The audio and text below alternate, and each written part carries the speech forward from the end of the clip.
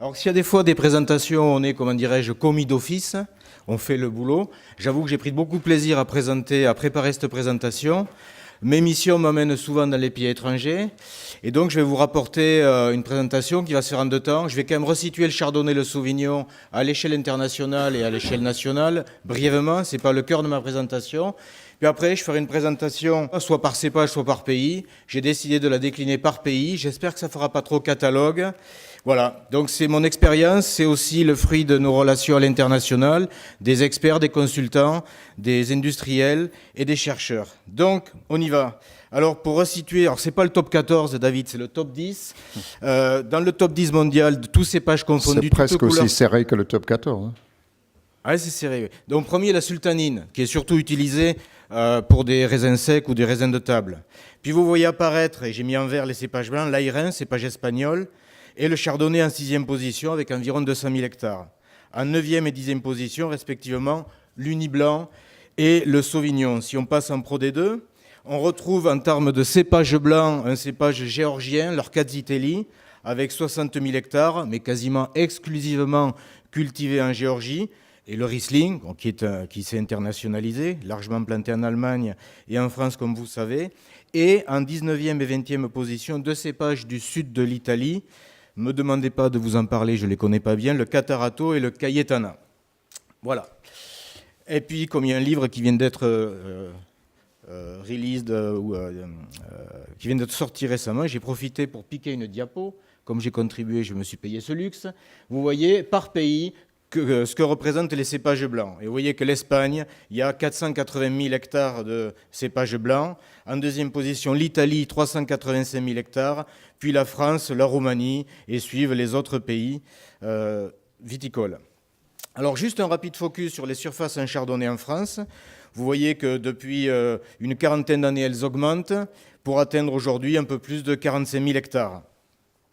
Quid des surfaces en chardonnay à l'étranger? Eh bien, on retrouve en tête, alors il y a des données qui sont plus ou moins officielles, et je remercie pour le coup Jean-Michel Boursicot de m'avoir fourni ces informations. Il y a des estimations, il y a des données plus officielles. Premier, États-Unis, près de 40 000 hectares, suivi par l'Australie, la Chine, ce ne sont que des estimations, le Chili, l'Italie, l'Afrique du Sud, l'Argentine, et les autres pays suivent. Les autres pays, c'est-à-dire Hongrie, Nouvelle-Zélande. Vous voyez qu'en Nouvelle-Zélande, le chardonnay, c'est quand même pas un cépage majeur pour le moment. Autriche, Russie, Allemagne, Canada. Les surfaces en Sauvignon en France, elles aussi, elles augmentent pour atteindre en 2011 un peu moins de 30 000 hectares. Et si on regarde les surfaces en Sauvignon dans les autres pays, eh bien, en premier lieu, la Nouvelle-Zélande, pas loin de 20 000 hectares désormais, suivi par le Chili, 12 000 hectares, l'Afrique du Sud, l'Australie, les États-Unis, la Chine, environ 5 000 hectares, l'Espagne, la Roumanie et d'autres pays, l'Italie, vous voyez, il n'y a que 3 500 hectares en Italie, l'Argentine, et après on descend en dessous de 1 000 hectares. Voilà pour cette revue très rapide des surfaces sur ces deux cépages, au moins pour vous les resituer. Et maintenant, je vais entrer dans le cœur de ma présentation. Alors, je me suis posé la question de comment allais-je faire pour pas que ça fasse catalogue et pour que ça vous captive, tout en vous renseignant sur ce que vous êtes venu chercher ici. Bon, il y a quand même des cépages blancs en marge et du chardonnay et du sauvignon qui sont dans les différents pays mondiaux de culture historique. Je ferai un bref focus dessus. Puis une deuxième rubrique dans laquelle je développerai ce que j'estime être des vins, des cépages, pour lesquels la notoriété est telle qu'aujourd'hui, ils sont commercialisés à un niveau suffisant, quantité suffisante, avec la mention du cépage sur la bouteille. Et puis j'évoquerai ce qui se fait dans certains pays en termes de diversification, en termes de recherche de vins de niche, de mode, également d'adaptation pédoclimatique ou tout simplement de veille technologique. Et puis, on a parlé des bicépages. Il y a des cépages blancs qui interviennent, je n'appellerai pas ça bicépages, je dirais plutôt des cépages qui interviennent dans des assemblages. Alors, j'ai pas fait de hiérarchie. Je commence par les États-Unis. Je vais principalement vous parler de la Californie. Pour vous dire qu'en Californie, il y a certains cépages de culture historique, le Colombar, appelé là-bas French Colombar, qui est toujours largement cultivé dans la Central Valley et qui fait des vins d'entrée de gamme, des bulk wines. Et il y a, et là ce n'est pas un classement hiérarchique, c'est plutôt par ordre alphabétique, il y a des cépages qui ont acquis une notoriété. Alors le Pinot Gris, Si on parle de Pinot Gris, j'y reviendrai tout à l'heure, ou du Pinot Grigio, on parle du même cépage, on s'entend bien. Il y a le Riesling et le Viognier qui ont acquis une notoriété intéressante et qui sont largement diffusés en tant que tels. Et il y a certains grands groupes industriels, c'est difficile de vous citer des cépages, je vais vous en citer un qui opère ce que j'appelle une veille technologique, comment notre vignoble, leur vignoble va évoluer, quid du changement climatique, quid du degré alcoolique des vins, et donc ils font une veille technologique sur des cépages très mineurs. Je vais vous citer un cépage, le Picpoul blanc, qui a un intérêt ici, qui fait des vins de grande qualité, eh bien, il y a des groupes étrangers, californiens, qui s'y intéressent, mais plus en termes de veille, en disant, voilà, on veut voir ce que ça donne et qu'est-ce qu'on pourrait en faire dans le futur.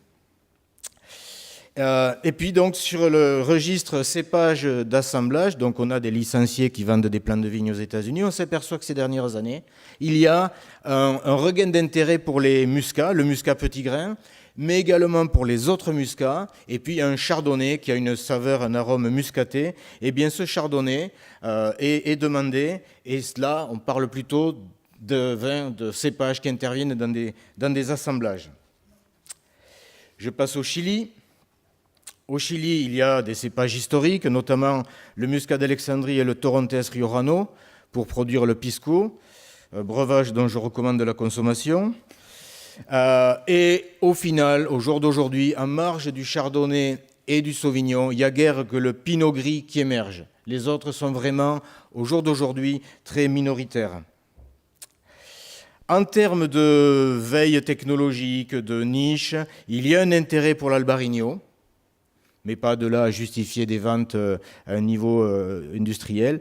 Il y a un intérêt pour le Vermentino, pour le Verdero Blanco, et pour deux cépages italiens, l'Arnaïs et le Fiano, et vous allez voir que je vais vous en reparler. Sur l'aspect assemblage, oui, il y a le Viognier. Là, je pense qu'on peut parler de bicépage, ça commence à poindre. Et il y a un petit intérêt pour la Roussanne en association avec du Chardonnay.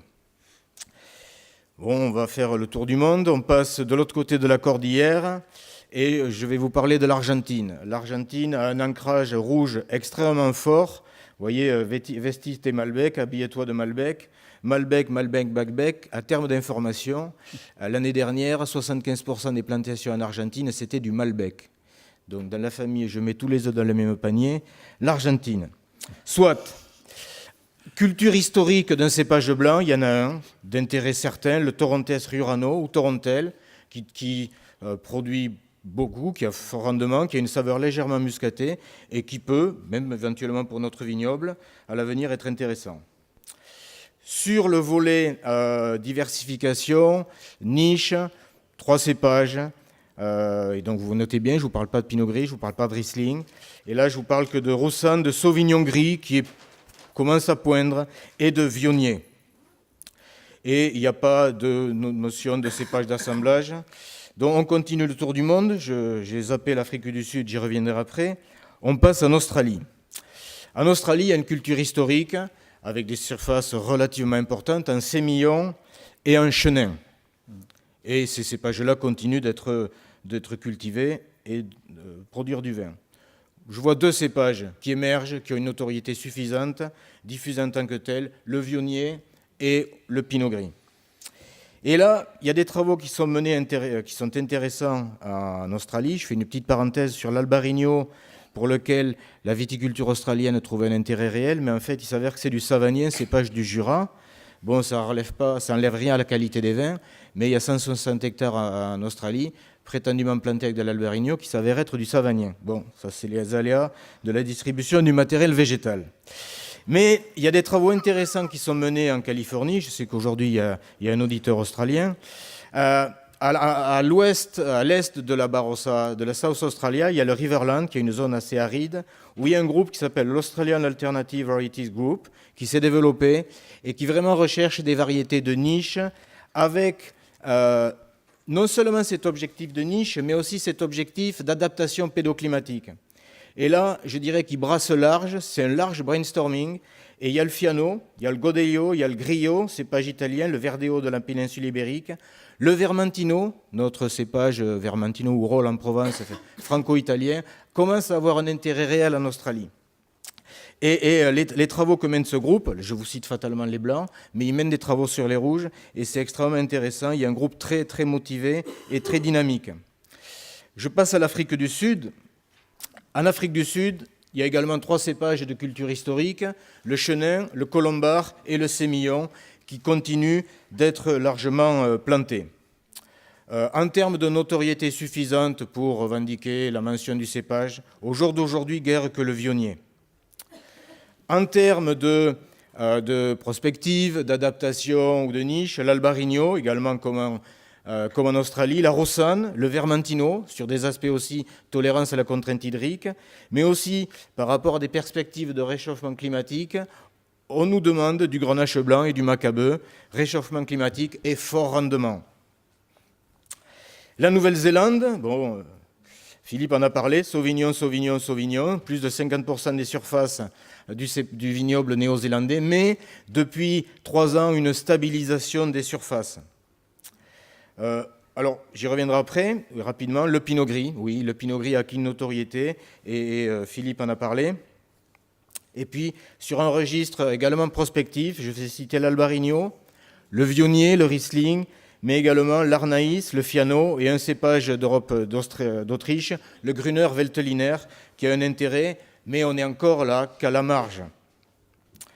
Et sur des considérations d'assemblage, il y a un intérêt, comme je vous l'ai dit pour la Californie, il y a un intérêt pour le muscat à petit grain. Et puis, je voudrais faire une parenthèse en complément de ce qu'a présenté Philippe tout à l'heure. On ne s'était pas consulté, c'est tout à fait fortuit. Je trouve intéressant la stratégie marketing développée. Philippe vous a parlé du Pinot Grigio, des conditions de dégustation, relax, décontracté, incolore, pas inodore, indolore, pardon. Sans saveur, sans odeur. Eh bien, c'est intéressant de voir que en Nouvelle-Zélande, selon la cible cherchée, la commercialisation se fera alors nappe blanche, verre en cristal, pinot gris, ou alors décontracté, pinot grigio. Et ça, c'est extrêmement intéressant. Et le Canada suit aussi cette tendance. Rapidement, les autres pays hors UE. Bien, au Canada, il y a une tradition de culture d'hybride pour faire les vins de glace, et 2 cépages émergents qui tiennent une large place, au moins aussi importante que le chardonnay et le sauvignon, le riesling et le pinot gris. En Inde, le vionnier, bon, on est quand même sur des surfaces globales du vignoble très limitées, le vionnier a émergé. En Chine, je ne sais fichtre rien. Et dans les pays de l'Est, comme je vous l'ai dit, reste leur Kazzitelli, qui peut également avoir un intérêt pour nos vignobles d'Europe occidentale. En Europe, en Italie, le Glera, rebaptisé récemment, il s'appelait Prosecco, mais comme il y avait confusion avec une appellation, pour faire des vins effervescents avec un faible degré, le Pinot Grigio en a parlé, et puis des cépages plutôt du sud, le Grillo, le Catarato, le Fiano, le Greco, le Falanghina, qui suscitent un intérêt.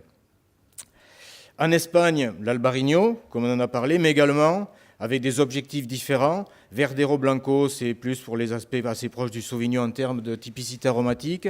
Le Godello, italien, et le Zarello pour l'aspect production. Laurent, on arrive vers le... 2 minutes.